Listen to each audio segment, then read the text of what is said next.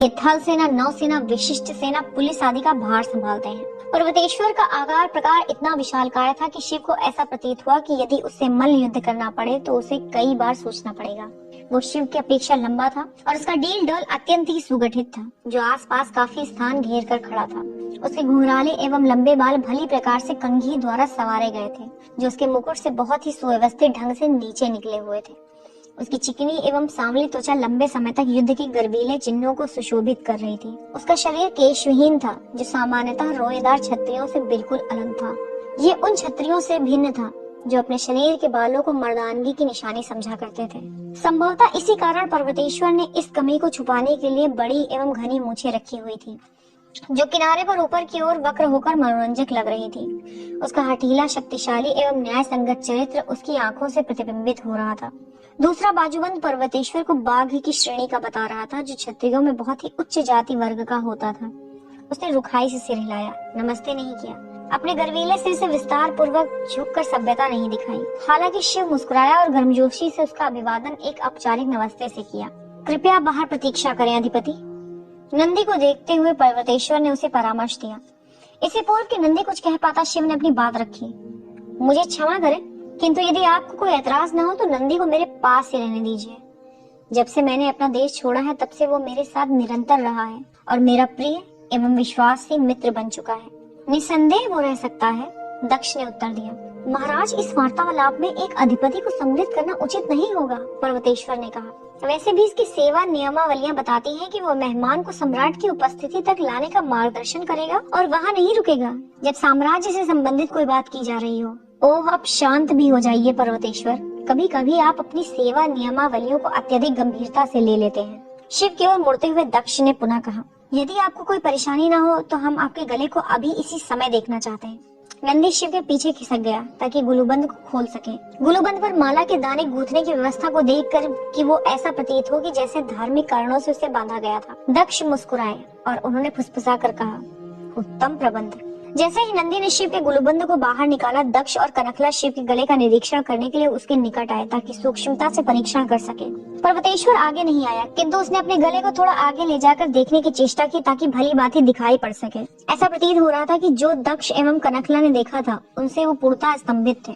सम्राट ने गले को छूकर देखा और विस्मय से फुसफुसा कर कहा, रंग भीतर से आ रहा है, ये रंग किया हुआ नहीं है, ये सच है और अकृत्रिम है। दक्ष और कनखला ने एक दूसरे को देखा। उनकी विस्मित आंखों में आंसू चमक रहे थे। कनखला ने अपने दोनों हाथों को जोड़कर नमस्ते किया और बड़बड़ाते हुए मंत्रोच्चारण करने लगी।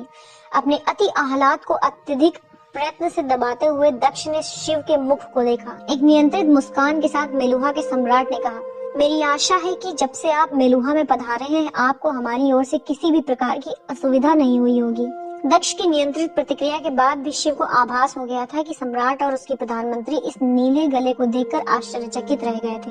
पता नहीं ये बकवास नीला गला इन मेलुहा वासियों के लिए इतना महत्वपूर्ण क्यों है। बिल्कुल नहीं महाराज। गुलूबंद को गले पर लगाने का प्रयत्न करते हुए शिव ने उत्तर दिया, दरअसल यहाँ जो अतिथि सत्कार हमें प्राप्त हुआ उससे मैं और मेरा कबीला अत्यधिक प्रसन्न है। ये सुनकर मुझे अत्यधिक प्रसन्नता हुई। नम्रता से अपना सिर झुकाते हुए दक्ष ने कहा, आप अब अवश्य ही विश्राम करने की इच्छा रखते होंगे। हम कल इस पर विस्तार से बात करेंगे। क्या आप राजसी दुर्गनगर में अपना आवास रखना पसंद करेंगे? ऐसी अफवाह है कि यहाँ के आवास थोड़े अधिक ही आरामदायक है। ये बहुत ही कृपालु प्रस्ताव है महाराज। दक्ष नंदी की ओर मुड़े और पूछा, अधिपति आपने अपना क्या नाम बताया था? मेरा नाम नंदी है महाराज। आप भी यहाँ निवास कर सकते हैं। आप अपने आदरणीय अतिथि की देखभाल भली प्रकार से करना सुनिश्चित करें। कनखला, कृपया सभी प्रकार की व्यवस्था सुनिश्चित करें। जैसी आपकी आज्ञा महाराज। कनखला ने अपने एक सहयोगी को बुलाया जो शिव और नंदी को मार्गदर्शन करके राजशाही कार्यालय से बाहर लेकर चला गया। जैसे ही शिव कमरे से बाहर गया तो दक्ष ने घुटनों के बल बैठकर अत्यंत ही धर्माचार से अपने सिर से उस स्थान को स्पर्श किया जहाँ शिव खड़ा हुआ था। उसने बड़बड़ाकर धीमे स्वर में प्रार्थना की और आंखों में आंसू लिए कनखला की ओर देखा। हालांकि कनखला की आंखों ने धैर्य खोने एवं क्रोध का विश्वासघात कर लिया था। मैं कुछ समझी नहीं महाराज। कनखला ने आंखें तरेरी। नीला रंग अकृत्रिम था। आपने उनसे बताया क्यों नहीं? आप मुझसे क्या करने की आशा करती हैं? आश्चर्य से भरे दक्ष ने कहा, देवगिरी में उनका मात्र दूसरा दिन है। आप चाहती हैं कि मैं उनको संबंधित करूं और बताऊं कि वे ही नीलकंठ हैं? हमारे मुक्तिदाता, हमारे रक्षक। और उन्हें हमारी सभी समस्याओं के निदान के लिए भेजा गया है। इसमें हर्ज ही क्या है? यदि उनका कंठ नीला है तो वे ही नीलकंठ हैं, क्या वे नहीं हैं?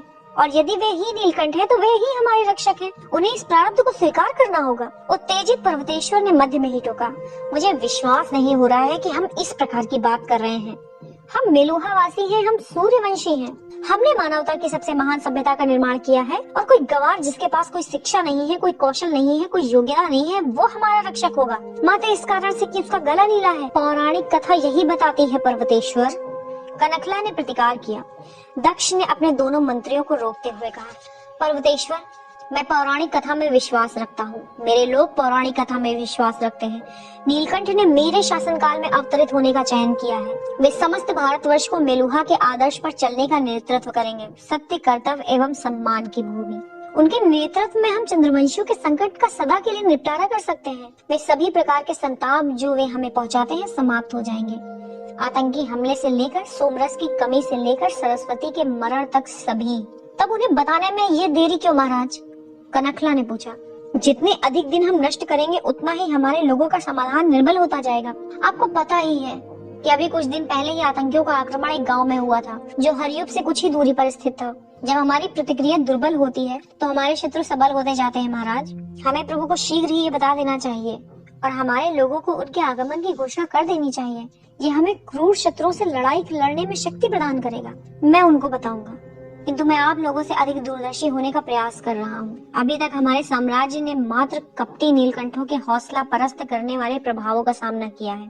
उन परिणामों की कल्पना कीजिए यदि लोगों को ये पता चलता है कि असली नीलकंठ आ गए हैं किंतु वे हमारी सहायता करने से मना कर रहे हैं। सर्वप्रथम हमें इस बात पर आश्वस्त होना चाहिए कि वे इस प्रारब्ध को स्वीकार करने को इच्छुक है। उसके बाद ही हम लोगों को उनके आगमन की सूचना प्रदान करेंगे। और मैं सोचता हूँ कि उनको मनवाने का सबसे उत्तम तरीका यही होगा कि हम उन्हें अपनी समस्त सच्चाइयों को बता दें। एक बार जब वे हमारे द्वारा सामना किए जाने वाले आक्रमण के अनुचित्य को देख लेंगे तो वो बुराई को नष्ट करने के युद्ध में हमारे साथ होंगे। यदि इसमें समय लगता है तो कोई हर्ज नहीं है। हमने सदियों से नीलकंठ के आने की प्रतीक्षा की है।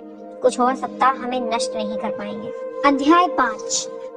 ब्रह्मा का जाति वर्ग। शिव राजशाही विश्राम गृह के हरे भरे उद्यान में विचरण कर रहा था। उसका समस्त सामान नंदी एवं कनकला के सहयोगियों द्वारा राजशाही विश्राम गृह में लाया जा रहा था। शिव एक आरामदायक तख्त पर सफेद और लाल रंग के गुलाबों की क्यारी की ओर मुंह करके बैठा हुआ था। उस खुले उद्यान में सुहावनी मंद हवा ने उसके मुख पर मुस्कान ला दी थी। उस समय मध्याह्न का पूर्व प्रहर था और उद्यान वीरान था। शिव की सोच बार बार प्रातःकाल सम्राट से हुई वार्तालाप की ओर घूम फिरकर चली जा रही थी। दक्ष की नियंत्रित प्रतिक्रिया के बावजूद शिव को ये बात समझ में आ चुकी थी कि उसका नीला गला मेलुहा वासियों के लिए बहुत महत्व रखता था, यहाँ तक कि सम्राट के लिए भी। इसका अर्थ था कि नीलकंठ की पौराणिक कथा चाहे वो जो भी हो, वो मात्र कश्मीर के एक छोटे से क्षेत्र तक ही सीमित नहीं थी। यदि स्वयं सम्राट ने इसे गंभीरता से लिया था तो समस्त मेलुहा वासियों को अवश्य ही नीलकंठ की सहायता की आवश्यकता थी। किंतु आखिर ये किस बेवकूफी के लिए सहायता चाहते हैं? ये लोग हमसे आवश्यकता से अधिक विकसित हैं। उसकी सोच में ढोल की थाप एवं घुंघरुओं के स्वर से विघ्न पड़ा। ऐसा प्रतीत हुआ कि उस उद्यान में कोई नृत्य का अभ्यास कर रहा था। उस नृत्य के रंगमंच और शेष उद्यान के मध्य एक बाड़ा बना हुआ था। शिव स्वयं भी एक अत्यंत ही भावुक नर्तक था। वो सामान्यतः ढोल की थाप सुनकर उसकी ओर चला जाता ताकि उस लय पर थिरक सके, परंतु उस समय उसका मन पूर्व के विचारों में तल्लीन था। किंतु भावी को कौन रोक सकता है?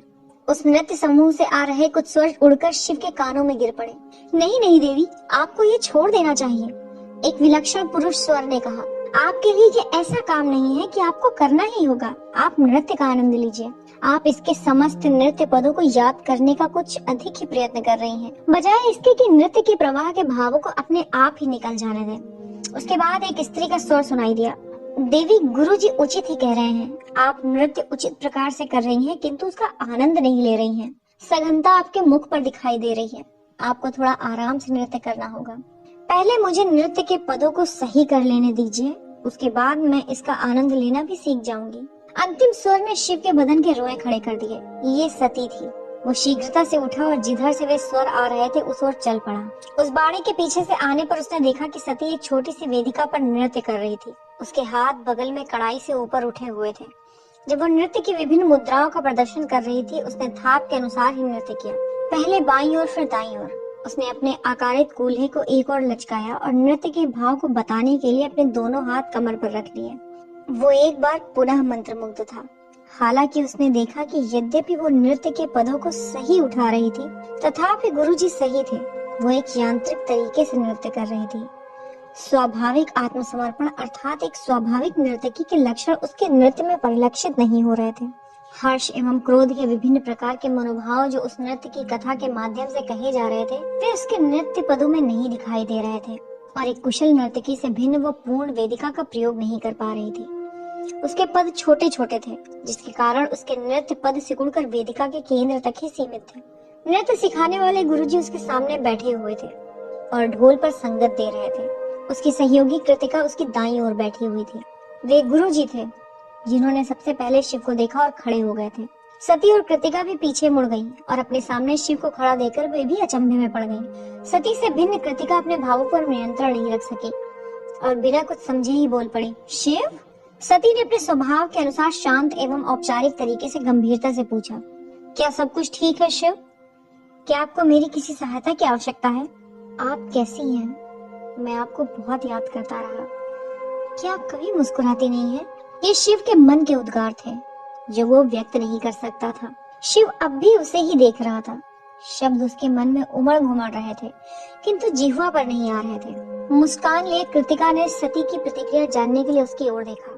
अब उससे भी अधिक गंभीर सती ने विनम्रता से दोबारा पूछा, क्या मैं किसी प्रकार आपकी मदद कर सकती हूँ शिव? नहीं नहीं, मुझे किसी सहायता की आवश्यकता नहीं है। जैसे ही वास्तविकता उसके संज्ञान में पुनः आई तो शिव ने उत्तर दिया, मैं इस क्षेत्र में आया हुआ था और मैंने आपके नृत्य की ध्वनि सुनी। मेरा मतलब है कि आप लोगों की बातें सुनी। आपके नृत्य के पद इतने बलशाली नहीं थे कि मैं सुन सकता। आप बिल्कुल सही ढंग से नृत्य कर रही थी। वास्तव में तकनीकी रूप से ठीक था और बस उतना ही। कृतिका ने बीच में ही बात काटी, आपको नृत्य के बारे में कुछ पता है? आपको नृत्य के बारे में कुछ भी पता है या नहीं? ओ, कुछ अधिक नहीं, बस थोड़ा बहुत, शिव ने मुस्कान के साथ कृतिका से कहा। उसके बाद वो बहुत शीघ्रता से सती की ओर मुड़ा और बोला, मुझे क्षमा करें सती, किंतु गुरुजी सही हैं। आप कुछ अधिक ही नियमशील हो रही हैं। जिस देश से मैं आया हूँ, वहाँ के लोग इसके बारे में कुछ ऐसा कहेंगे कि मुद्राएं और क्रियाएं तो तकनीकी रूप से पूर्णतः सही है, किंतु भाव अनुपस्थित थे। और नृत्य बिना भाव के उसी प्रकार का होता है जिस प्रकार आत्मा बिना शरीर। जब नर्तकी के भाव उसमें सम्मिलित हो जाते हैं, उसे अपने नृत्य पद याद करने की आवश्यकता ही नहीं रह जाती है। नृत्य के पद तो स्वयं ही आते जाते हैं। भाव एक ऐसी वस्तु है जिसे आप सीख नहीं सकते। वो आपके पास आती है जब आप उसे अपने हृदय में स्थान देते हैं। सती ने बिना कुछ भी बोले बड़े ही धैर्य से शिव की बात सुनी। जब वो गंवार बात कर रहा था तो उसकी भौहें थोड़ी ऊपर उठ गई थी।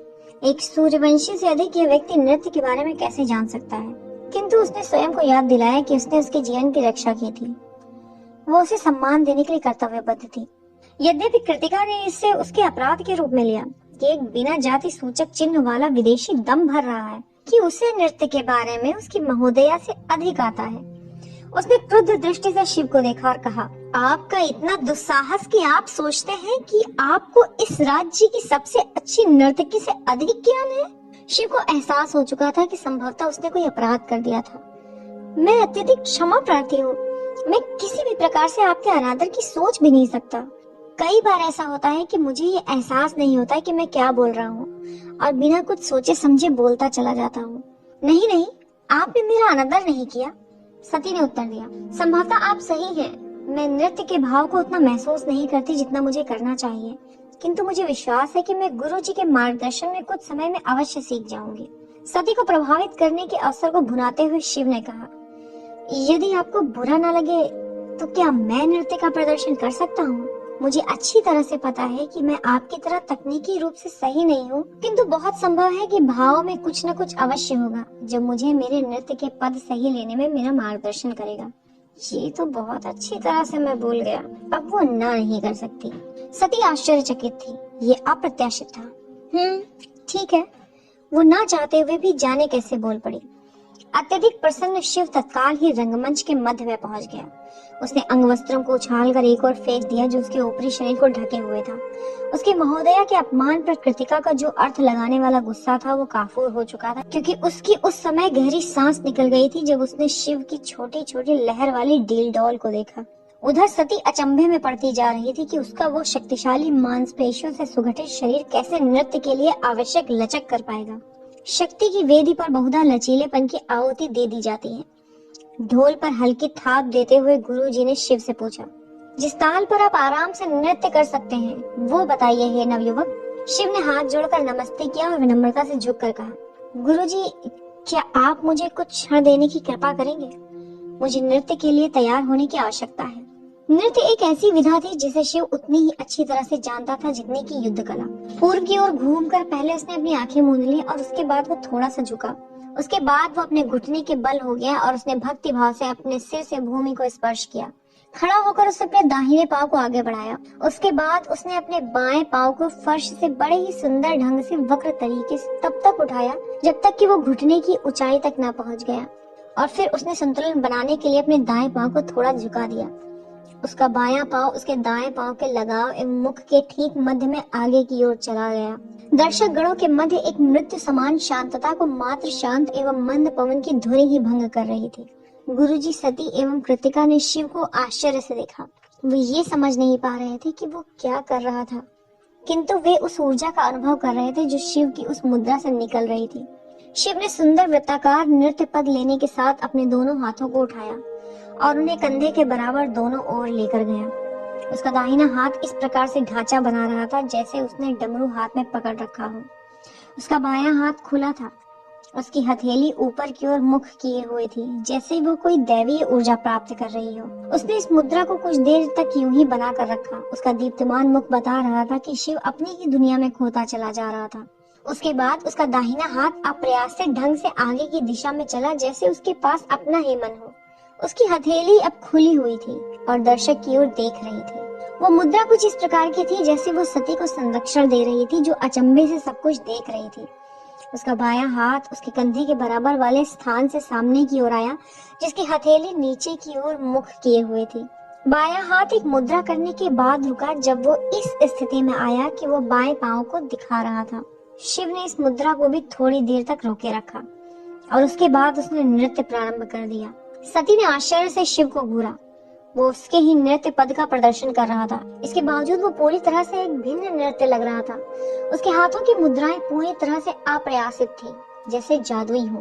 कैसे इतने सुगठित शरीर में इतनी लचक हो सकती थी? गुरुजी ने असहाय होकर ढोल से संगत देने का प्रयत्न किया, किंतु स्पष्ट रूप से इसकी कोई आवश्यकता नहीं थी, क्योंकि शिव के पांव ही ढोल की थाप का गुंजन कर रहे थे।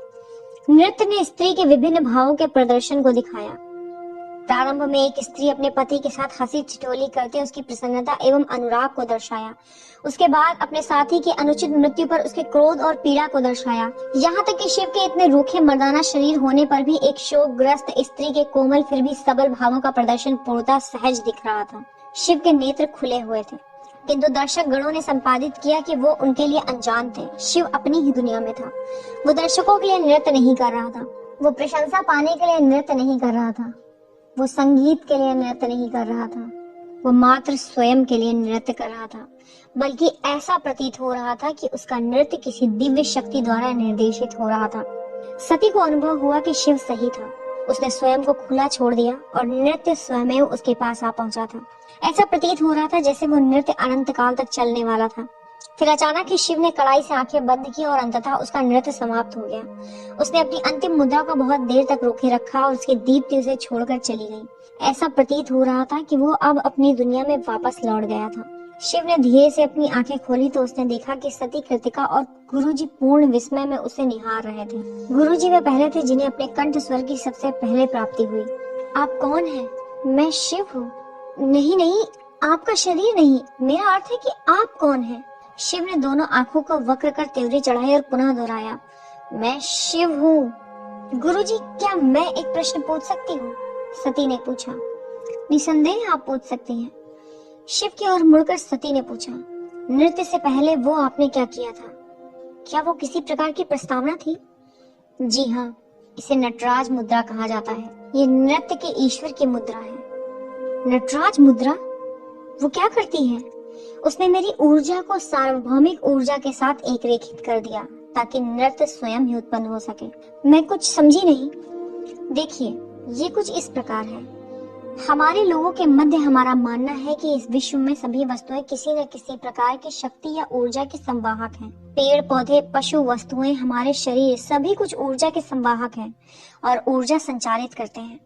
किंतु ऊर्जा की जो सबसे बड़ी संवाहक है, जिसके हम संपर्क में होते हैं, वो स्वयं माता पृथ्वी है। वो मैदान जिस पर हम चलते हैं, उसका आपके नृत्य से क्या लेना देना है? इसलिए क्योंकि आप जो कुछ भी करते हैं उसके लिए आपको ऊर्जा की आवश्यकता होती है। ऊर्जा लोगों से, वस्तुओं से, स्वयं माता पृथ्वी से आती है। आपको उस ऊर्जा के लिए सम्मान पूर्वक मांग करनी होती है और आपकी ये नटराज मुद्रा आपको उस ऊर्जा को प्राप्त करने में सहायता करती है जिसकी आप कामना करते हैं। गुरुजी ने पूछा, ये इस बात पर निर्भर करता है कि मैं किस लिए उस ऊर्जा की कामना करना चाहता हूँ। नटराज की मुद्रा मुझे उस नृत्य के लिए आदर पूर्वक ऊर्जा मांगने में सहायता करती है जो मेरे पास आना चाहती है। यदि मुझे मेरी सोच के लिए ऊर्जा की कामना करनी होती तो मुझे पालथी मारकर बैठकर ध्यान लगाना चाहिए। ऐसा प्रतीत होता है कि ऊर्जा आप पर कृपा रखती है नवयुवक। गुरुजी ने कहा, आप नटराज हैं, नृत्य के ईश्वर। ओ नहीं, शिव ने लगभग पुकार कर कहा, मैं तो उस अनंत नटराज ऊर्जा का एक माध्यम मात्र हूँ। कोई भी उसका माध्यम हो सकता है। यदि ऐसा है नवयुवक, तो आप विशेष रूप से इसके प्रभावी माध्यम हैं, गुरुजी ने कहा। सती की ओर मुड़कर गुरुजी ने कहा, यदि आपके इन जैसे मित्र हैं तो आपको मेरी आवश्यकता नहीं है पुत्री। यदि आप चाहती हैं कि शिव आपको नृत्य सिखाए तो मुझे स्वयं को इस कार्य से विलग करने में गर्व की अनुभूति होगी। शिव ने सती को आशान्वित दृष्टि से देखा। ये सब उसकी आशा से बहुत ही अच्छा हो गया था। हाँ बोल दो सुंदरी। हालांकि ऐसा प्रतीत हुआ कि सती इससे पृथक विचार रही थी। आश्चर्य से भरे शिव ने उस स्त्री के भेद्य होने का पहला संकेत देखा। उस स्त्री ने अपना सिर झुकाया, जो उसके गर्वीले व्यवहार अनुकूल नहीं था, और धीरे से फुसफुसाहट भरे स्वर में बोली, मैं किसी का अनादर नहीं कर रही, किंतु संभवतः मुझ में इतनी निपुणता नहीं कि मैं इस स्तर का प्रशिक्षण प्राप्त कर सकूं। किंतु आपके पास निपुणता है, शिव ने तर्क किया। आपके पास आचरण है, आपके पास हृदय है, आप बड़ी आसानी से उस स्तर तक पहुंच सकती हैं। सती ने सिर उठाकर शिव की ओर देखा। उसकी आंखों में हल्की नमी के संकेत दिख रहे थे। उसने दुख के जिस महासमुद्र को दिखाया, उसने शिव को विस्मय में डाल दिया। ये यहाँ क्या बकवास हो रहा है? मैं किसी भी स्तर से बहुत दूर हूँ शिव, सती बड़बड़ाई। जब उसने ये कहा तो सती को स्वयं को पुनः नियंत्रित करने की शक्ति आ गई थी। विनम्र गर्वीला आचरण उसके मुख पर वापस लौट आया था। मुखौटा पुनः आ चुका था। ये मेरी पूजा का समय है, गुरुजी आपकी आज्ञा से मुझे यहाँ से चले जाना चाहिए। वो शिव की ओर मुड़ी। आपसे दोबारा मिलकर बहुत प्रसन्नता हुई शिव। इससे पहले कि शिव कुछ बोल पाता, सती मुड़ी और वहाँ से चली गई। कृतिका ने उसका अनुसरण किया। गुरुजी पूर्णतः भौचक्के शिव को लगातार गहरी दृष्टि से देख रहे थे। उन्होंने शिव की ओर झुककर औपचारिक नमस्ते किया और कहा, आपको नृत्य करते देखकर मैं कृतज्ञ हुआ। उसके बाद वे भी मुड़े और वहाँ से चले गए। शिव मेलुहा वासियों के इन अगम्य तरीकों को सोचकर आश्चर्यचकित रह गया। दूसरे दिन प्रातः काल के बाद बहुत समय बीत चुका था जब शिव और नंदी निजी राजशाही कार्यालय में पहुंचे थे और उन्होंने पाया कि दक्ष, पर्वतेश्वर और कनकला उनके आगमन की प्रतीक्षा कर रहे थे। आश्चर्यचकित शिव ने कहा, मुझे क्षमा करें महाराज, मैंने सोचा कि द्वितीय पहर में 4 घंटे पर हमें मिलना था। मुझे आशा है कि मैंने आपको अधिक प्रतीक्षा नहीं करवाई होगी। दक्ष एक औपचारिक नमस्ते के साथ उठ खड़ा हुआ। वो सम्मान झुका और बोला, नहीं प्रभु, आपको क्षमा मांगने की कोई आवश्यकता नहीं है। हम ही थोड़ा समय से पूर्व आ गए थे ताकि आपको प्रतीक्षा न करनी पड़े। ये गर्व की बात है कि हमें आपकी प्रतीक्षा करने का सुअवसर प्राप्त हुआ। अपने सम्राट और मानव जाति की सर्वोत्तम सभ्यता के शासक की एक गंवार के प्रति इस अत्यंत ही दासत्व वाली मुद्रा को देखकर पर्वतेश्वर ने अपनी आंखें घुमाई। सम्राट द्वारा प्रभु का संबोधन सुनने के बाद अपने आश्चर्य पर नियंत्रण रखते हुए शिव ने सम्राट की ओर झुककर नमस्ते किया और बैठ गया। प्रभु, इससे पूर्व कि मैं नीलकंठ की पौराणिक कथा का एक आलाप प्रारंभ करूं, यदि आप कुछ प्रश्न करने की इच्छा रखते हैं तो वो पूछ सकते हैं। दक्ष ने शिव की मंशा को भांपते हुए कहा। जो एक सबसे स्पष्ट प्रश्न शिव के मन में सर्वप्रथम आया वो था, उस पवित्र झील के नाम पर मुझे कोई बताए कि ये पवित्र नीला गला इतना महत्वपूर्ण क्यों है। किंतु उसकी स्वाभाविक बुद्धि ने उससे कहा कि यद्यपि यही सबसे प्रत्यक्ष प्रश्न प्रतीत होता था, तथापि ये तब तक उत्तरित नहीं हो सकता था जब तक कि वो मेलुहा के समाज के बारे में और अधिक नहीं समझ लेता है। ये एक असामान्य प्रश्न प्रतीत हो सकता है महाराज, शिव ने कहा, किंतु क्या मैं पूछ सकता हूँ कि आपकी उम्र कितनी है? आश्चर्यचकित दक्ष ने कनकला की ओर देखा। उसके बाद शिव की ओर वापस मुड़कर एक विस्तृत मुस्कान के साथ कहा, आप अत्यंत ही बुद्धिमान है प्रभु। आपने सबसे महत्वपूर्ण प्रश्न सबसे पहले पूछा है। अपने चेहरे को षड्यंत्र पूर्व बनावटी हंसी में बदलते हुए दक्ष ने पुनः कहा, पिछले महीने मैंने 184 वर्ष पूरे किए हैं। शिव स्तब्ध था। दक्ष 30 वर्ष से एक दिन भी अधिक आयु का नहीं दिखता था। असल में मेलुहा में कोई भी वृद्ध नहीं दिखाई देता था, मात्र उस पंडित को छोड़कर जो उसे ब्रह्मा के मंदिर में मिला था। तो इसका अर्थ ये हुआ कि नंदी सचमुच ही 100 साल से अधिक आयु वाला है। ये कैसे हो सकता है महाराज? भौचक्के हुए शिव ने पूछा। कौन सी जादूगरी इसे संभव बनाती है? इसमें कोई जादूगरी नहीं है प्रभु, दक्ष ने व्याख्या की। असल में हमारे वैज्ञानिकों द्वारा बनाया गया सोमरस इसे संभव करता है। वही सोमरस जो देवता लोग पीते हैं। उपयुक्त समय पर सोमरस का पान न केवल हमारी मृत्यु को बहुत अधिक स्थगित कर देता है, बल्कि यह हमें समस्त जीवन युवा बनाकर जीने की शक्ति भी प्रदान करता है, मानसिक एवं शारीरिक रूप से। किंतु ये सोमरस क्या है? वो कहाँ से आता है? इसका आविष्कार किसने किया? बहुत सारे प्रश्न प्रभु, दक्ष मुस्कुराया। किंतु मैं प्रयत्न करूंगा कि एक एक करके आपके प्रश्न के उत्तर दे सकूं। सोमरस का आविष्कार भारत के महानतम वैज्ञानिकों में से एक ने कई सहस्त्रों वर्ष पहले किया था। उनका नाम था भगवान ब्रह्मा। मेरे विचार से मेरु नामक स्थल पर देवगिरी की यात्रा करते समय मैं एक मंदिर में गया था जो उनका ही था। जी हाँ प्रभु, ये वही स्थान है जहाँ कथित रूप से उन्होंने निवास किया था और अपना कार्य किया था। भगवान ब्रह्मा एक सफल आविष्कारक थे, किंतु उन्होंने अपने आविष्कार का खुद के लिए कभी उपयोग नहीं किया। वे ये सुनिश्चित करना चाहते थे कि उनके आविष्कार मानव जाति की अच्छाई के लिए प्रयुक्त हो। उन्हें पूर्व से ही आभास था कि सोमरस जैसे शक्तिशाली पेय का दुष्ट लोगों द्वारा दुरुपयोग किया जा सकता था। अतः उन्होंने इसके प्रयोग के लिए विस्तृत प्रकार के नियंत्रणों की व्यवस्था की थी। किस प्रकार के नियंत्रण? वे सोमरस सबको यूं ही उदारता से नहीं देते थे, दक्ष ने कहना जारी रखा। देशव्यापी सक्षम सर्वेक्षण करने के उपरांत उन्होंने त्रुटिहीन चरित्र वाले किशोरों के एक समूह का चयन किया। प्राचीन भारतवर्ष के 7 परिक्षेत्रों में से प्रत्येक में से एक उन्होंने किशोरों का चयन किया ताकि वे उनके साथ गुरुकुल में रह सकें और वे उनके चरित्र को समाज के निस्वार्थ सहायकों के साँचों में ढाल सके। केवल इन्हीं बालकों पर सोमरस की औषधि का प्रयोग किया गया। चूँकि इन बालकों को औषधि देकर सोमरस के कारण उन्हें एक अतिरिक्त जीवन प्रदान किया गया, अतः उन्हें द्विज अर्थात 2 बार जन्म लेने वाला कहा गया। भगवान ब्रह्मा के प्रशिक्षण, उनके सामूहिक प्रयासों से किए गए अनेक आविष्कार और सोमरस की शक्ति के साथ ये समूह संपूर्ण इतिहास में सबसे अधिक शक्तिशाली समूह बन गया। उन्होंने अपनी बुद्धि को मानवेतर बुद्धि तक की प्राप्ति के लिए प्रखर कर लिया। प्राचीन काल में बुद्धिमान व्यक्तियों को ऋषि कहा जाता था। क्योंकि भगवान ब्रह्मा ने जो व्यक्ति चुने थे वे 7 की संख्या में थे, अतः वे सप्तर्षि अथवा सप्त ऋषि कहलाए। और इन सप्त ऋषियों ने अपना नैपुण्य समाज की भलाई के लिए किया। जी हाँ प्रभु, भगवान ब्रह्मा ने सप्त ऋषियों के आचरणों के लिए कड़े नियमों का निर्माण किया था। उन्हें शासन करने अथवा व्यापार करने की पूरी मनाही थी।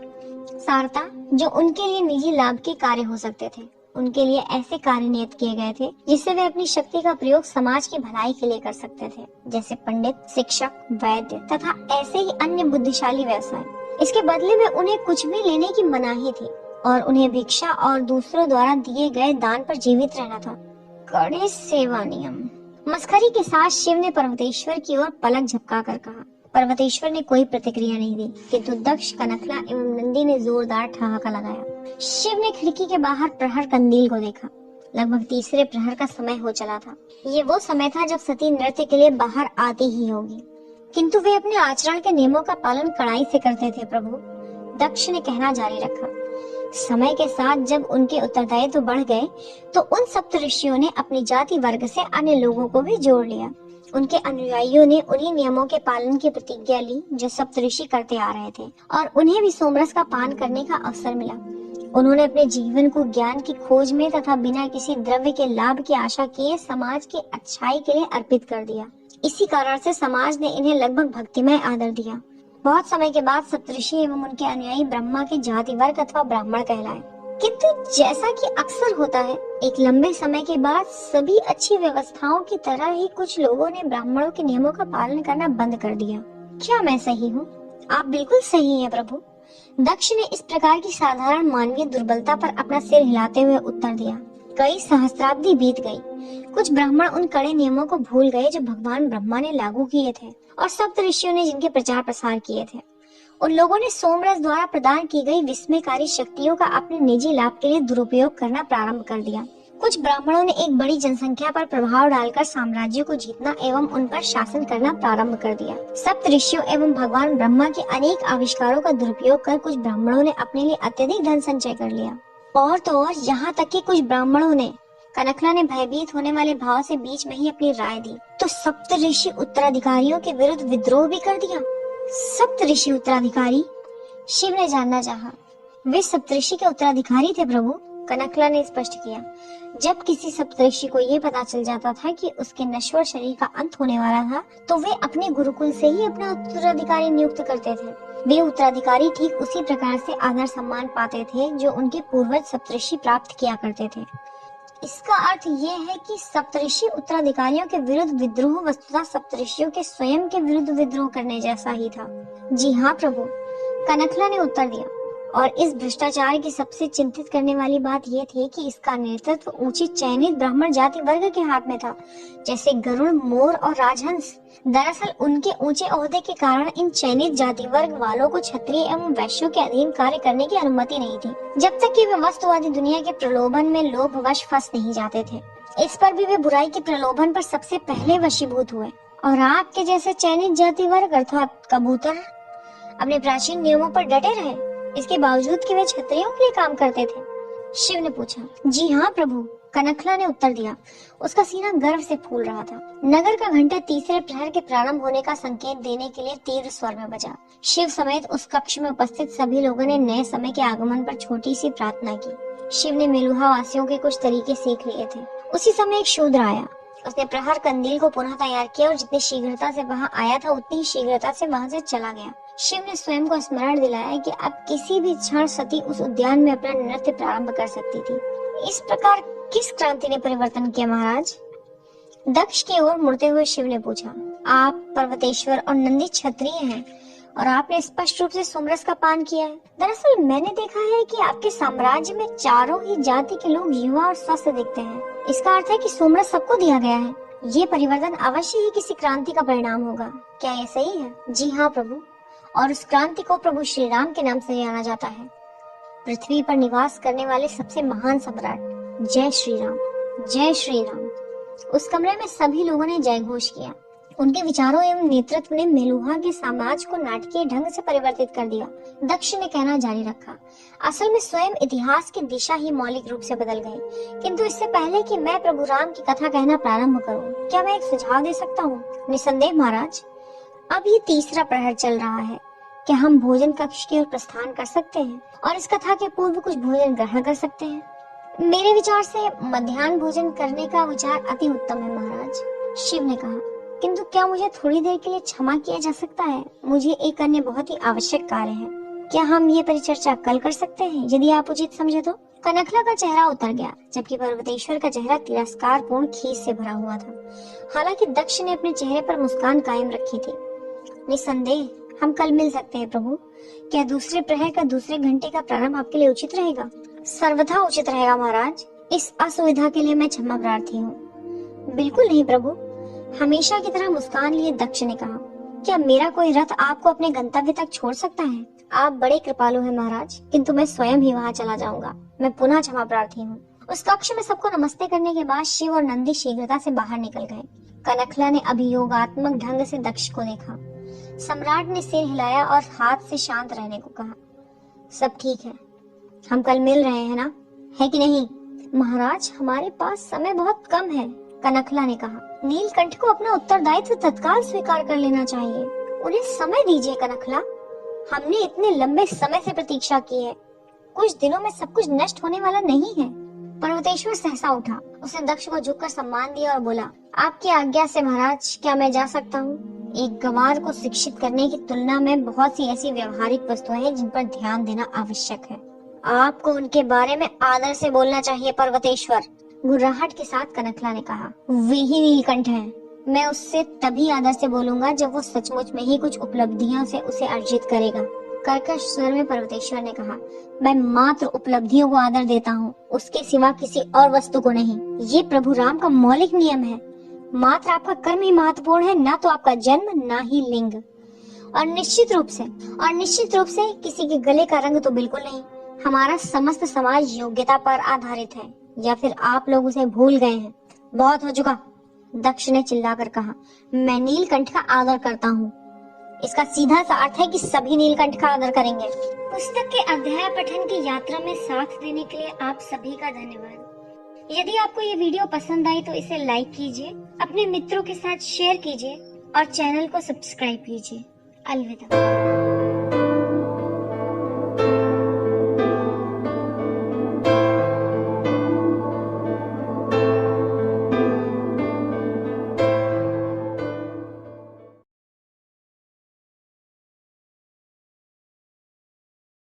नमस्कार, आप सभी का मोटिवेशन टू रीड में स्वागत है। आज हम जिस पुस्तक का सास्वर पठन करने वाले हैं वो शिव रचना त्रयी की पहली पुस्तक मेलुहा के मृत्युंजय है। शिव रचना त्रयी की ये पहली पुस्तक शिव को एक साधारण मनुष्य के रूप में प्रतिपादित करती है, जिसके कर्म उसे देवों के देव महादेव में परिवर्तित कर देते हैं। अपने प्रारब्ध एवं कर्तव्यों की ओर खिंच जाने वाले एवं साथ ही प्रेम से प्रेरित शिव क्या सूर वंशियों के प्रतिशोध में उनका नेतृत्व करेंगे और बुराइयों का नाश कर पाएंगे? आइए जानते हैं कि शिव क्या सचमुच ही महानायक है और क्या वे महानायक बनना भी चाहते हैं या नहीं। शिव रचना त्रयी की प्रथम पुस्तक मेलुहा के मृत्युंजय, लेखक अमीश त्रिपाठी, अनुवादक विश्वजीत सपन। अध्याय 6, बुरे भाग्य लाने वाले विकर्म। नंदी उद्यान के बाहर प्रतीक्षा कर रहा था, जैसा कि उससे कहा गया था, जबकि शिव बाड़े के पीछे नृत्य मंडप क्षेत्र में चला गया था। शांत नृत्य मंडप ने पहले से ही नंदी को संकेत दे दिया था कि उसके प्रभु को वहाँ कोई नहीं मिलेगा। तथापि शिव की उम्मीद बनी हुई थी और उसने आशा पूर्वक सती की प्रतीक्षा की। लगभग 1 घंटे तक प्रतीक्षा करने के बाद शिव को लगा कि आज नृत्य का अभ्यास नहीं होने वाला था। अत्यधिक निराश होकर वो शांत मुद्रा में नंदी की ओर चल पड़ा। क्या कोई है जिसे ढूंढने में मैं आपकी सहायता कर सकता हूँ प्रभु? उत्सुक नंदी ने पूछा। कोई नहीं है नंदी, भूल जाओ। शिव का स्वर निराशा भरा था। नंदी समझ गया कि उसके प्रभु उसे इस विषय में बताने की इच्छा नहीं रखते थे। अतः विषय बदलने का प्रयास करते हुए नंदी ने कहा, प्रभु आपको अवश्य ही भूख लगी होगी, क्या हम विश्राम गृह में चले और भोजन कर लें? नहीं, अभी नहीं, मैं इस नगर का थोड़ा चक्कर लगाना चाहता हूँ। शिव ने इस आशा में कहा कि कहीं भाग्य उसका साथ दे और सती से उनकी मुलाकात हो जाए। क्या हम राजत वेदिका पर किसी भोजनालय में जा सकते हैं? ये बहुत ही अच्छा रहेगा। नंदी मुस्कुराया, जो राजशाही विश्राम गृह के ब्राह्मण प्रभावी सादे शाकाहारी भोजन से घृणा कर बैठा था। क्षत्रियों के भोजनालय में मिलने वाले मसालेदार मांस की उसको कमी खटक रही थी। हाँ, क्या है पर्वतेश्वर? दक्ष ने पूछा। महाराज, मुझे इस तरह से अचानक आने का खेद है, किंतु अभी इसी समय मुझे कुछ परेशान करने वाले समाचार प्राप्त हुए हैं और वो आपको व्यक्तिगत रूप में बताना है। अच्छा, वो क्या है? शिव अभी से समस्या उत्पन्न कर रहा है। आपको नीलकंठ के विषय में क्या कहना है? शोक करते हुए दक्ष ने अपनी आंखें उठाकर असहमति में पूछा। आप इस बात को क्यों नहीं मान लेते कि नीलकंठ हमारी रक्षा करने के लिए आए हैं? इसका शिव के बारे में विचार से कोई लेना देना नहीं है महाराज। कृपया मेरे समाचार को तो सुन ले। चेनर ध्वज ने शिव को कल उद्यान में देखा था। चेनर ध्वज अभी से यहाँ है? जी हाँ महाराज, उसकी आपके साथ समीक्षा का समय परसों नियत किया गया है। चाहे जो भी हो, तो चेनर ध्वज ने क्या देखा? उसने भी शिव को घिनौनी हरकत करते देखा है। इसका अर्थ स्पष्ट है कि हम इस बात को मान सकते हैं कि वो पूर्वाग्रह से ग्रसित नहीं है। ठीक है, मैं आपकी बात मानता हूँ, मगर उसने नीलकंठ को क्या करते देखा? उसने शिव को उद्यान में नृत्य करते देखा, पर्वतेश्वर ने उत्तर दिया। तो क्या ऐसा कोई कानून है जो नृत्य को प्रतिबंधित करता है और जिसकी जानकारी मुझे नहीं है? कृपया मुझे बोलने दीजिए महाराज। वो नृत्य कर रहा था जबकि सती उसे भाव विभोर होकर देख रही थी। दक्ष की जिज्ञासा सहसा आकर्षित हो गई। वो आगे झुकते हुए बोला, और सती ने उचित व्यवहार किया और जब शिव उसके करीब आने की चेष्टा कर रहा था तो वो वहाँ से चली गई। किंतु चेनर ध्वज ने शिव को फुसफुसाते हुए सुना जब सती चली गई। अच्छा, वे क्या फुसफुसाए? उसने धीमे स्वर में कहा, हे पवित्र झील, मुझे इसे प्राप्त करने में सहायता करें। मैं आपसे इसके बाद फिर कभी कुछ नहीं मांगूंगा। दक्ष अत्यंत प्रसन्न दिखा। तुम ये कहना चाहते हो कि नीलकंठ को संभवतः मेरी पुत्री से प्रेम हो गया है? महाराज, आप साम्राज्य के नियमों को भूल नहीं सकते। अत्यंत ही परेशान पर्वतेश्वर ने संपादित किया। आप जानते हैं कि सती विवाह नहीं कर सकती। यदि नीलकंठ ने सती से विवाह का निर्णय लिया है तो पृथ्वी पर कोई नियम कानून इसे नहीं रोक सकता। महाराज मुझे क्षमा करें, किंतु हमारी सभ्यता का समस्त आधार यही है कि कोई भी कानून से ऊपर नहीं है। यही वो बात है जो हमें वैसा बनाती है जो हम हैं, चंद्रवंशियों और नागाओं से बेहतर। यहाँ तक कि प्रभु श्री राम भी नियमों के ऊपर नहीं थे, तो कैसे ये गवाह इतना महत्वपूर्ण समझा जा सकता है? क्या आप नहीं चाहते कि सती सुखी रहे? दक्ष ने पूछा। उसे पार्वती किसी कारण से कहा जाता है क्योंकि वो आपकी ईश्वर पुत्री है। क्या आप नहीं चाहते कि वो पुनः अपनी खुशी प्राप्त कर ले? मैं सती को अपनी पुत्री की तरह से ही हमेशा भी प्रेम करता रहा हूँ। मैं सती को अपनी पुत्री की तरह से ही हमेशा प्रेम करता रहा हूँ महाराज। पर्वतेश्वर ने अपनी आंखों के भावों का दुर्लभ प्रदर्शन किया। मैं उसके लिए कुछ भी करूँगा, नियम भंग करने के अलावा। आप में और मुझ में यही अंतर है। सती के लिए मैं नियम भंग करने में भी नहीं हिचकूंगा। वो मेरी पुत्री है, मेरा रक्त है और शरीर का अंग है। उसने अभी तक बहुत दुख झेल लिए हैं। यदि मुझे कोई ऐसा मार्ग मिलता है जिससे वो प्रसन्न हो सके तो मैं उस मार्ग पर चलूंगा, चाहे उसका परिणाम कुछ भी क्यों ना हो। शिव और नंदी ने अपने घोड़ों को रजत वेदिका के मुख्य बाजार के निकट नियत स्थान पर बांध दिया। आगे बढ़ते हुए नंदी ने अपने पसंदीदा भोजनालय के लिए शिव का मार्गदर्शन किया। ताजा ताजा पकाए गए मांस की आमंत्रण देने वाली मीठी सुगंध ने नंदी की मिट गई भूख को पूरी तरह से जगा दिया था, जिसकी शांति पिछले 2 दिनों से राजसी विश्राम गृह में नहीं हो पाई थी। परंतु भोजनालय के स्वामी ने प्रवेश पर शिव को रोक दिया। क्या बात है भाई? नंदी ने पूछा। मुझे अत्यंत खेद है भाइयों, क्योंकि मैं भी इस समय धार्मिक संकल्प कर रहा हूँ। भोजनालय के मालिक ने शिव के गले की ओर संकेत करते हुए नम्रता से कहा। और आप तो जानते हैं कि एक संकल्प ये भी है कि साथ ही संकल्प लेने वालों को मैं मांसाहार नहीं परोस सकता। नंदी ने आश्चर्य में बिना कुछ समझे बूझे ही कहा, लेकिन किसने धार्मिक संकल्प? शिव द्वारा उसे बोलने से रोक दिया गया, जिसने उसे अपनी आंखों के इशारे से मालाओं से गूंथे हुए अपने गले के गुलूबंद को दिखाया। नंदी ने सहमति में सिर हिलाया और शिव के साथ ही भोजनालय से बाहर चला गया। ये वर्ष का ऐसा समय है जब धार्मिक संकल्प लिए जाते हैं प्रभु, नंदी ने विवरण दिया। आप क्यों नहीं यही बगल में प्रतीक्षा कर लेते हैं? उस दूसरी दिशा में दाहिनी ओर कुछ अच्छे भोजनालय हैं। मैं वहां जाकर देखता हूँ कि कोई ऐसा भोजनालय है जिसके मालिक ने संकल्प नहीं लिया हो। शिव ने सहमति में सिर हिलाया। नंदी शीघ्रता से उस ओर चला गया तो शिव गली में इधर उधर देखने लगा।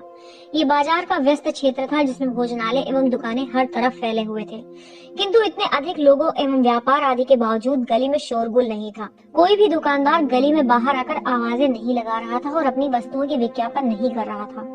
ग्राहक बिना असफल हुए विनम्रता से बोल रहे थे, यहाँ तक कि मोल भाव करने में भी। ये इतने अच्छे व्यवहार वाले मूर्ख व्यापारी हमारे पहाड़ों के उपद्रवी बाजारों में एक ढेली का भी व्यापार नहीं कर पाएंगे। शिव मेलुहा वासियों के विचित्र व्यवहारों की सोच में इतना गुम हो गया कि उसे नगरीय ढिढोरा पीटने वाले की पुकार तब तक नहीं सुनाई दी जब तक कि वो ठीक उसके पीछे नहीं आ पहुंचा। विकार स्त्रियों की सवारी, कृपया रास्ता दें। आश्चर्यचकित शिव पीछे मुड़ा तो उसने देखा कि एक लंबा चौड़ा मेलुहा वासी क्षत्रिय उसे नीचे देख रहा था। क्या आप थोड़ा बगल हटने की कृपा करेंगे महोदय? विकर्म स्त्रियों की सवारी अपनी पूजा के लिए यहाँ से यात्रा करने वाली है। ढिंढोरा पीटने वाले का लहजा और आचरण निश्चित रूप से शालीन था, किंतु शिव किसी भ्रम में नहीं था। ढिंढोरा पीटने वाला शिव को पूछ नहीं रहा था, वो उसे बता रहा था। शिव जैसे ही सवारी के गुजरने देने के लिए पीछे हटा तो नंदी ने धीरे से उसका हाथ स्पर्श किया। मैंने एक बहुत ही अच्छा भोजनालय ढूंढ लिया है प्रभु, उल्लसित नंदी ने कहा। मेरे पसंदीदा में से एक, और उसका रसोई अगले कम से कम 1 घंटे तक तो चालू रहने वाला है। हमें खाने के लिए बहुत भोजन मिल जाने वाला है। शिव ने ठहाका लगाया। ये बड़े आश्चर्य की बात है कि केवल एक भोजनालय इतना भोजन बना सकेगा कि तुम्हारी भूख को शांत कर दे। नंदी भी साथ में हंसने लगा जब शिव ने उसकी पीठ पर थपकी लगाई। जैसे ही वो मुड़े और गली में जाने लगे तो शिव ने पूछा, ये विकर्म स्त्रियां कौन है? विकर्म लोग प्रभु, नंदी ने गहरी सांस लेकर कहा। ये ऐसे लोग हैं जिन्हें अपने पूर्व जन्म के पाप के लिए इस जन्म में दंड मिला है, इसलिए उन्हें ये जीवन मर्यादा के साथ जीना होता है और उन्हें अपने दुख को गरिमा के साथ सहन करना होता है। यही एक उपाय है जिससे वे अपने पूर्व जन्म के पापों को अच्छे कर्म से स्वच्छ बना सकते हैं। विकर्म पुरुषों के लिए उनके अपने अलग प्रकार के प्रायश्चित हैं और स्त्रियों के लिए अलग आदेश है। हम जिस मार्ग से अभी आए हैं वहाँ पर विकर्म स्त्रियों की एक सवारी जा रही थी। क्या उनकी पूजा भी एक आदेश है? शिव ने पूछा। जी हाँ प्रभु, विकर्म स्त्रियों को बहुत सारे नियमों के पालन करने होते हैं। उनको मुक्ति के लिए पवित्र करने वाले अग्निदेव की पूजा प्रत्येक महीने एक विशेष अधिदेश के अनुसार की करनी होती है। उन्हें विवाह करने की अनुमति नहीं होती क्योंकि वे अपने बुरे भाग्य के कारण उनके जीवन को विक्षुब्ध कर सकते हैं जिनसे वे विवाह करते हैं। उन्हें ऐसे किसी को स्पर्श करने की अनुमति नहीं होती जो उनके निकट के संबंधी अर्थात परिवार वाले नहीं हैं, अथवा जिन्हें वे अपने सामान्य कर्तव्यों के कारण स्पर्श न कर रहे हों।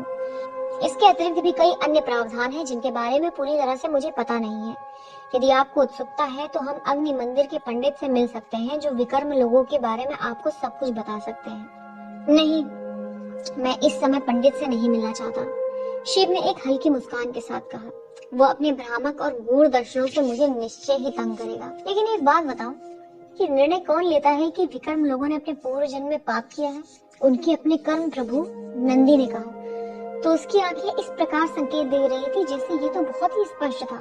उदाहरण के लिए, यदि एक स्त्री मृत बच्चे को जन्म देती है तो उसे ये दंड उसके अपने पूर्व जन्म में किया गया कोई पाप होता है, या फिर यदि किसी व्यक्ति को ऐसी बीमारी पकड़ लेती है जिसके कारण उसे लकवा मार जाता है, तो ये उसके साथ क्यों होगा यदि प्रकृति ने उसे उसके पूर्व जन्म के लिए दंडित न किया हो?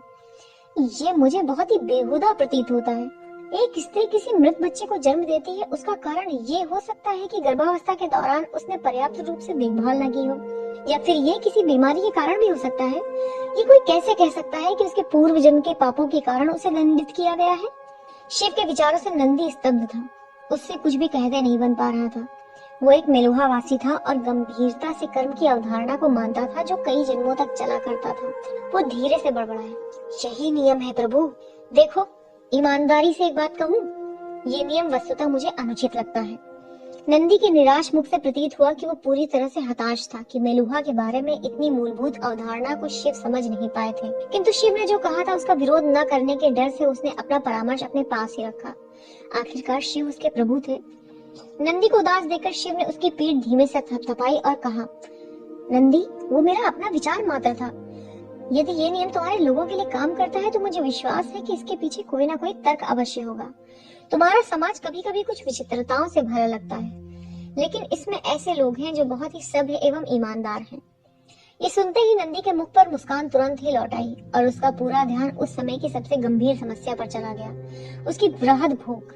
भोजनालय में जैसे घुसा जैसे जंग जीतने जा रहा हो। दबी हुई हंसी हंसते हुए पीछे पीछे शिव भी इसके साथ भोजनालय में प्रवेश कर गया। थोड़ी सी दूरी पर मुख्य मार्ग पर विकर्म स्त्रियों की सवारी शांति से चली जा रही थी। वे सभी लंबे अंगवस्त्रम से आच्छादित थीं जो पवित्र नीले रंग में रंगे हुए थे। उनके सिर पश्चाताप में नीचे झुके हुए थे। उनकी पूजा की थालियों में तरह तरह की पूजा सामग्रियां भरी हुई थीं। सामान्य रूप से शांत बाजार की गलियां मृतकीय शांति का अनुभव दे रही थी, जब वे दयनीय स्त्रियां वहां से बेकार में संकलित किए हुए वस्तुओं के समान गुजर रही थी। उस सवारी के ठीक मध्य में अपना सिर नीचे झुकाए हुए, नीले अंगवस्त्रम पहने हुए, जिसने उसके सिर से पांव तक के शरीर को पूरी तरह से ढक रखा था, जिसे शिव देख नहीं पा रहा था, वो कोई और नहीं सती थी, जिसका मुख निराशापूर्ण गरिमा का चित्र बना हुआ था। इस प्रकार हम कहाँ थे प्रभु? दूसरे दिन जैसे ही शिव और नंदी उनके निजी कार्यालय में आराम से बैठ गए तो दक्ष ने कहा, प्रभु श्री राम जो परिवर्तन लाए थे, हम उस विषय पर बातचीत कर रहे थे महाराज, और उन्होंने कैसे स्वधर्म त्यागी ब्राह्मणों के विद्रोह को पराजित किया था। शिव ने उत्तर दिया, आप बिल्कुल सही हैं।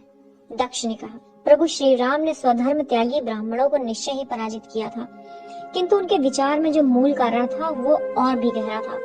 ये प्रश्न मात्र कुछ ब्राह्मणों के बारे में नहीं था जिन्होंने नियमों का पालन नहीं किया था। असल समस्या थी कि किसी व्यक्ति के अपने प्राकृतिक कर्म एवं समाज जो उसे करने पर मजबूर करता था, ये उनके मध्य का एक संघर्ष था। मैं कुछ समझा नहीं महाराज। यदि आप विचार करें कि स्वधर्म त्यागी ब्राह्मणों के साथ वो क्या आधारभूत समस्या थी। कुछ ब्राह्मण क्षत्रिय बनना चाहते थे और शासन करना चाहते थे। कुछ ब्राह्मण वैश्य बनना चाहते थे ताकि धन कमा सके और अपना जीवन विलासिता में बिता सके, जबकि उनका जन्म उन्हें ब्राह्मण के रूप में स्थापित कर देता था। लेकिन मैंने सोचा था कि भगवान ब्रह्मा ने विधान बनाया था कि प्रतियोगितात्मक परीक्षाओं के बाद ही कोई ब्राह्मण बन सकता था। शिव ने कहा, ये सही है प्रभु, किंतु समय के साथ इस चयन प्रक्रिया ने निष्पक्षता खो दी थी। ब्राह्मण की संतति ब्राह्मण बनने लगी, क्षत्रिय की संतति क्षत्रिय बनने लगी, और इसी प्रकार अन्यों की भी। चयन की औपचारिक व्यवस्था शीघ्र ही समाप्त हो गई। एक पिता ये सुनिश्चित करने लगा कि वो अपने पुत्र एवं पुत्री को सभी संसाधन एवं सहायता उपलब्ध कराए, जिससे कि वे उनकी ही जाति में बना रहे, और इस प्रकार जाति व्यवस्था सख्त हो गई।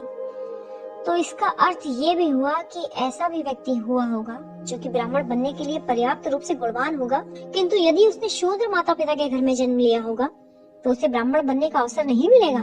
शिव ने पूछा, हाँ शिव। पर्वतेश्वर ने पहली बार शिव से बात करते हुए कहा, शिव ने इस बात पर गौर किया कि पर्वतेश्वर ने उसकी खुशामद नहीं की और ना ही उसे प्रभु कहकर संबोधित किया। प्रभु श्री राम के विचार में कोई समाज योग्यता के अलावा यदि किसी अन्य वस्तुओं पर आधारित आचार व्यवहार करता है तो वो समाज स्थिर नहीं रह सकता। उनका विचार था कि एक व्यक्ति की जाति का निर्धारण उसके कर्म के आधार पर ही किया जा सकता है, उसके जन्म से नहीं, उसके लिंग से नहीं। इसमें कोई अन्य कारण हस्तक्षेप नहीं कर सकता है। ये एक अच्छा सिद्धांत है पर्वतेश्वर, शिव ने तर्क दिया, लेकिन इसे आप व्यवहार में कैसे सुनिश्चित करेंगे? यदि एक बच्चा ब्राह्मण परिवार में जन्म लेता है और एक बच्चा जो शूद्र परिवार में जन्म लेता है, उनके लालन पालन एवं संसाधनों में अत्यधिक अंतर होगा। इसलिए ब्राह्मण का बच्चा कम योग्यता वाला होने पर भी ब्राह्मण बन जाएगा, जबकि शूद्र का बच्चा नहीं। ये उस शूद्र के बच्चे के लिए अनुचित नहीं है। इस व्यवस्था में योग्यता कहाँ है? यही भगवान श्री राम की सहज योग्यता थी शिव। पर्वतेश्वर मुस्कुराया।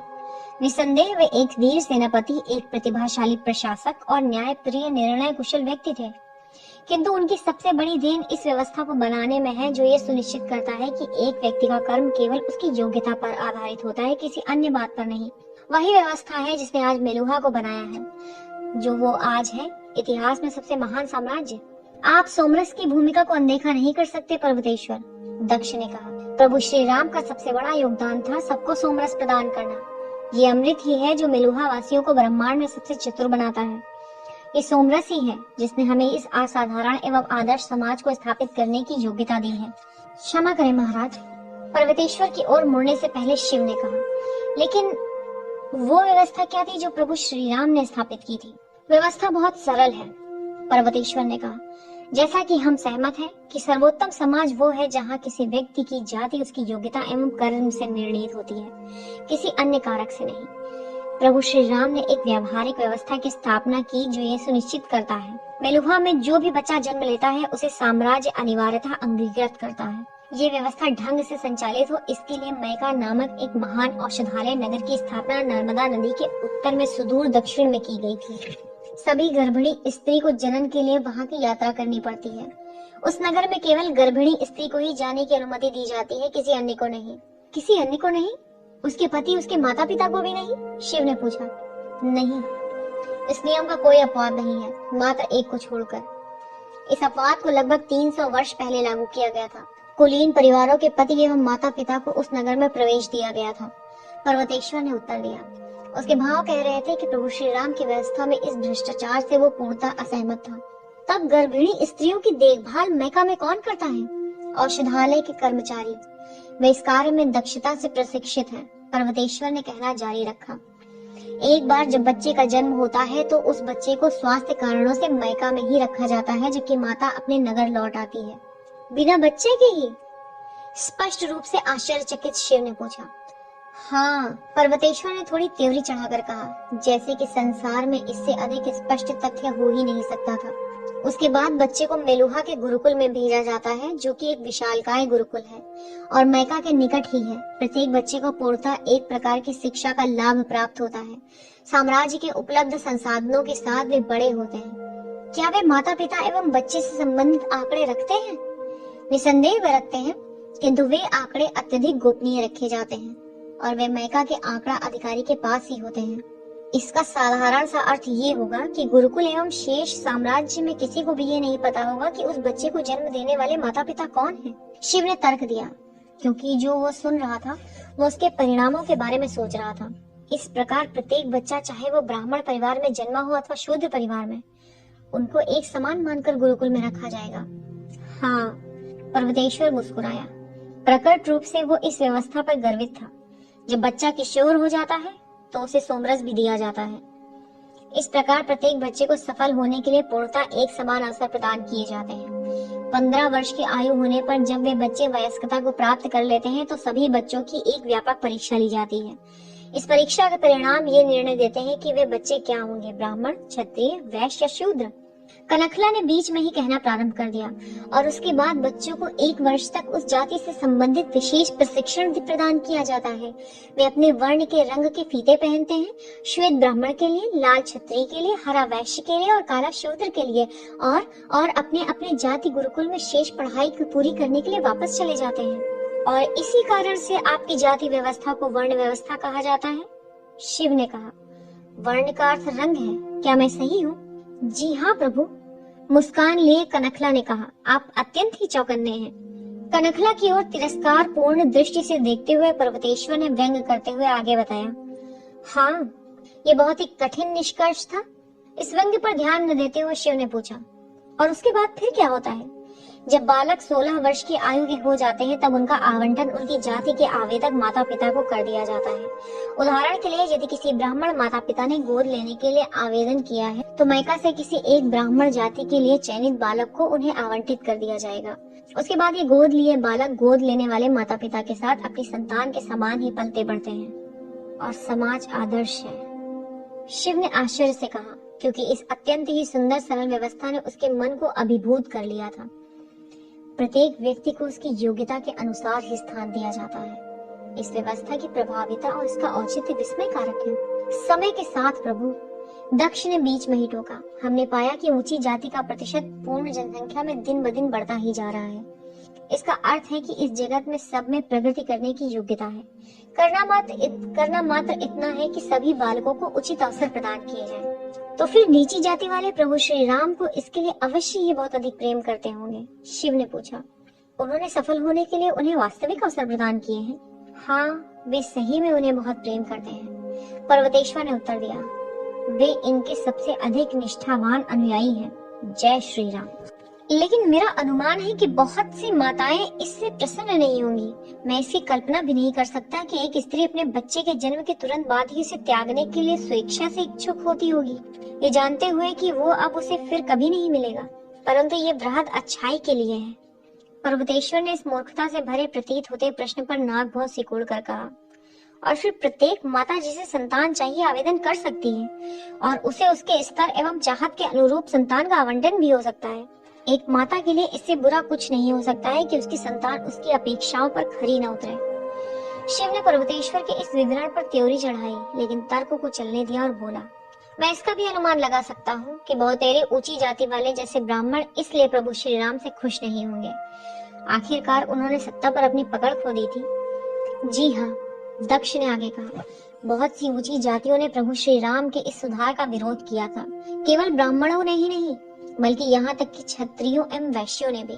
प्रभु श्री राम ने उन्हें पराजित करने के लिए बड़े बड़े युद्ध लड़े। पराजित होने वाले जो बच गए वे ही आज चंद्रवंशियों के रूप में हमारे समक्ष हैं। तो आपके बीच का झगड़ा इतना पुराना है? जी हाँ, दक्ष ने कहा, चंद्रवंशी भ्रष्ट एवं घिनौने लोग हैं। कोई नैतिकता नहीं, कोई धर्माचार नहीं। वे हमारी समस्याओं के स्रोत हैं। हम में से कुछ लोगों का मानना है कि प्रभु श्री राम बहुत दयालु थे। उन्हें इनको पूरी तरह से नष्ट कर देना चाहिए था, किंतु उन्होंने इन्हें क्षमा कर दिया और जीवित रहने दिया। वास्तविकता तो ये है कि हमें प्रभु श्री राम की जन्मभूमि अयोध्या में चंद्रवंशियों के शासन का संताप झेलना पड़ रहा है। इससे पहले कि शिव इस सूचना पर कोई प्रतिक्रिया व्यक्त कर पाता, नए प्रहर का घंटा बज गया था। सभी लोगों ने नए आने वाले घंटे के लिए एक छोटी सी प्रार्थना की। शिव ने तत्काल ही खिड़की की ओर देखा। उसके मुख पर प्रत्याशा की छवि उभरी। शिव के भावों को देखकर दक्ष मुस्कुराया। हम लोग मध्याह्न भोजन के लिए प्रस्थान कर सकते हैं प्रभु, किंतु यदि आपका कोई अन्य अनुबंध है जिसे आप पूरा करना चाहते हैं तो हम लोग इस परिचर्चा को कल पुनः प्रारंभ कर सकते हैं। पर्वतेश्वर ने दक्ष को तीक्ष्ण दृष्टि से असहमति पूर्ण रूप से घूरा। उसे पता था कि सम्राट आखिरकार क्या करना चाह रहे थे। ये बहुत ही अच्छा रहेगा महाराज, शिव मुस्कुराया। क्या मेरा चेहरा इतना पारदर्शी है? जी हाँ प्रभु, किंतु ये तो आपके पास उपहार स्वरूप है। मेलुहा में ईमानदारी से बढ़कर कोई भी वस्तु मूल्यवान नहीं है। आप अपने अनुबंध के लिए क्यों नहीं प्रस्थान करते हैं? और हम लोग इस मुलाकात को कल प्रातः पुनः आयोजित करेंगे। दक्ष को बहुत बहुत धन्यवाद ज्ञापित करते हुए शिव कमरे से नंदी के साथ बाहर निकल गया। शिव उत्तेजना एवं कपकपी के साथ बाड़ी की ओर बढ़ रहा था। जैसे ही उसने उस उद्यान से ढोल की थापों की आवाज सुनी तो उसने नंदी को विश्राम गृह में जाकर मध्याह्न भोजन करने के लिए भेज दिया। वो अकेला रहना चाहता था। उसने आनंदातिरेक की एक गहरी सांस ली और बाड़े के पीछे पहुंचा तो उसने पाया कि गुरुजी एवं कृतिका की सावधान दृष्टि के अंतर्गत सती नृत्य का अभ्यास कर रही थी।